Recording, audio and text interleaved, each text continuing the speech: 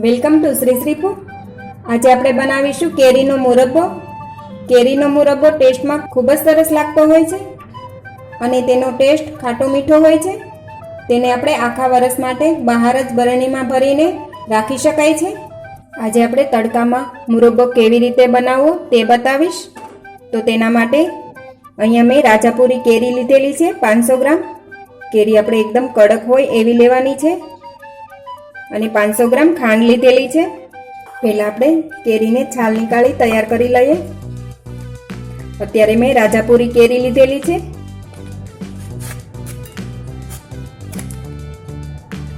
જ્યારે પણ આપણે અથાણા માટે કેરી લઈએ ત્યારે એકદમ કડક અને તાજી હોય એ રીતે લેવાની છે. એ જ રીતે આપણે બીજી કેરી પણ સોલીને તૈયાર કરીએ.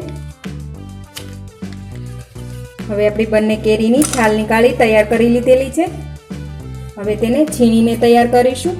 મીડિયમ સાઇઝનું છીણ પડે એ રીતે તેને છીણીને તૈયાર કરી લઈએ.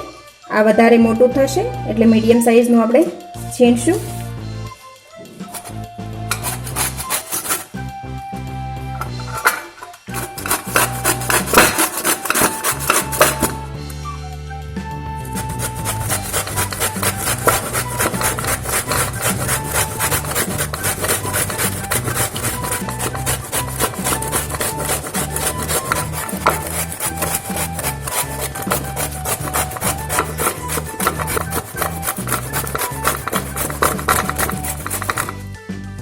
આ જ રીતે આપણે બીજી કેરી પણ છીણીને તૈયાર કરીશું. એ પહેલાં જો તમે હજી સુધી અમારી ચેનલ સબસ્ક્રાઈબ નથી કરી તો પ્લીઝ અહીંયા ક્લિક કરો એટલે સબસ્ક્રાઈબ થઈ જશે અને બેલ આઇકન પર ક્લિક કરશો એટલે તમને અમારા નવા વિડીયો મળતા રહે. અને વિડીયો પસંદ આવે તો પ્લીઝ લાઈક પણ કરો અને તમારા ગ્રુપમાં શેર પણ કરવાનું ભૂલતા નહીં. હવે આપણી બંને કેરી છીણાઈને તૈયાર થઈ ગઈ છે. તેને આપણે તપેલીમાં લઈશું.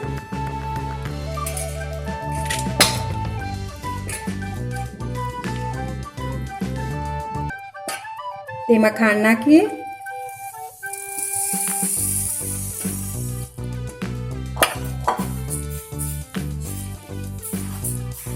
ખાંડ અને કેરીનું છીણ બરાબર મિક્સ થાય તે રીતે બરાબર મિક્સ કરી લઈએ.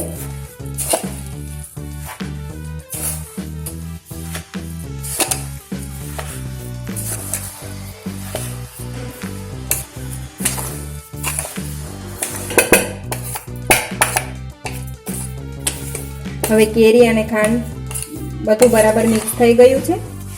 તો તેને આપણે ઢાંકીને એક જ દિવસ માટે ઘરમાં જ રાખીશું. ત્યારબાદ તેને આપણે તડકામાં મૂકવાનું છે. તો અત્યારે આપણે તેને હવે આપણું કેરી ખાંડ બધું સરસ રીતે મિક્સ થઈ ગયું છે. હવે તેને બાંધી દઈશું.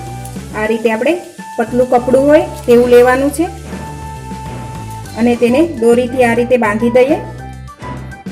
આ મુરબ્બાને આપણે એક દિવસ માટે ઘરમાં જ રાખીશું અને તેને 2 થી 3 વાર હલાવી લઈશું જેથી ખાંડ એકદમ સરસ રીતે ઓગળી જાય.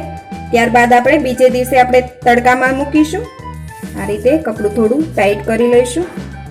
હવે તેને એક દિવસ માટે આપણે ઘરમાં રાખીશું અને તેને 2 થી 3 વાર હલાવી લઈશું જેથી ખાંડ એકદમ ઓગળી જાય. હવે આપણે મુરબ્બાને એક દિવસ બાદ જોઈ લઈએ. કપડું ખોલી લઈશું. બરાબર મિક્સ કરી લઈએ. તો આ મુરબ્બાની અંદર એકદમ સરસ રીતે ખાંડ ઓગળીને તૈયાર થઈ ગઈ છે. આ રીતે આપણે ખાંડ નાખ્યા બાદ એક દિવસ રૂમમાં જ રાખવું અને બીજે દિવસે આ રીતે મિક્સ કરી તેને આપણે તડકામાં મૂકીશું.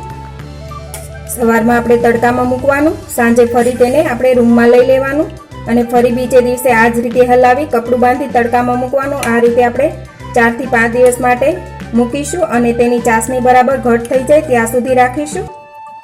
તો હવે આપણે મુરબ્બાને કપડું બાંધી અને તડકામાં મૂકી દઈએ. આ રીતે એક દિવસ રૂમમાં રાખવાથી ખાંડ એકદમ સરસ રીતે ઓગળી જાય છે અને તમે પહેલે જ દિવસે ખાંડ ભેળવી તરત જ તડકામાં મૂકશો તો ખાંડ બરાબર મેલ્ટ થતી નથી. તો આ રીતે આપણે એક દિવસ માટે તડકામાં જ રાખીશું અને કપડું એકદમ ટાઈટ બાંધી તેને તડકામાં મૂકી દઈએ. તો હવે આપણે મુરબ્બાને તડકે મૂકીશું. હવે આપણે 3 દિવસ બાદ ફરી મુરબ્બાને ચેક કરી લઈએ ખોલીને. આ મુરબ્બો એકદમ તૈયાર થઈ ગયો છે. ચાસણી પણ તેની એકદમ ઘટ થઈ ગઈ છે. તો મુરબ્બો તૈયાર છે. આ રીતનો આપણે તૈયાર કરી લેવાનો છે. તડકો વધારે હશે તો 3 દિવસમાં તે રેડી થઈ જશે, અને જો તડકો થોડો ઓછો હોય તો તેને બનતા 3 થી 4 દિવસનો ટાઈમ લાગે છે, અથવા તો 4 થી 5 દિવસનો પણ ટાઈમ લાગતો હોય છે. જે પ્રમાણે આપણે ક્વોન્ટિટીમાં બનાવતા હોય એ રીતે આનો ટાઈમ લાગતો હોય છે. તો આ તૈયાર છે. હવે તેમાં 2 નંગ લવિંગ નાખીશું. તમને તજના ટુકડા ગમે તો ટુકડા અથવા તો પાવડર પણ નાખી શકો છો. અત્યારે આપણે ચપટી પાવડર નાખીશું. 1 ટુકડો તજ નાખીશું. ઇલાયચી પસંદ હોય તો ચપટી ઇલાયચી પાવડર નાખીશું. હવે બધું જ બરાબર મિક્સ કરી લઈએ.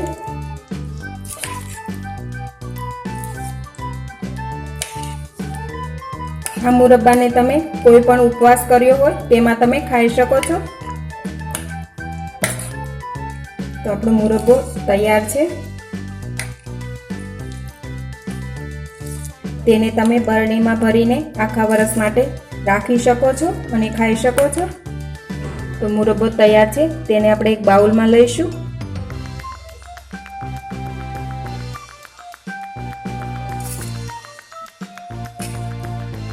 મુરબ્બો આપણો સર્વ થઈને રેડી છે. તો તમે પણ આ રીતથી મુરબ્બો જરૂરથી બનાવજો. અને આ મુરબ્બો ખાવામાં પણ એકદમ સ્વાદિષ્ટ છે. બાળકો પણ તેને રોટલી સાથે ખાઈ શકે છે. તો તમે પણ જરૂરથી બનાવજો અને તમારા એક્સપિરિયન્સ અમારી સાથે શેર કરજો. કોમેન્ટ બોક્સમાં કોમેન્ટ કરવાની ભૂલતા નહીં.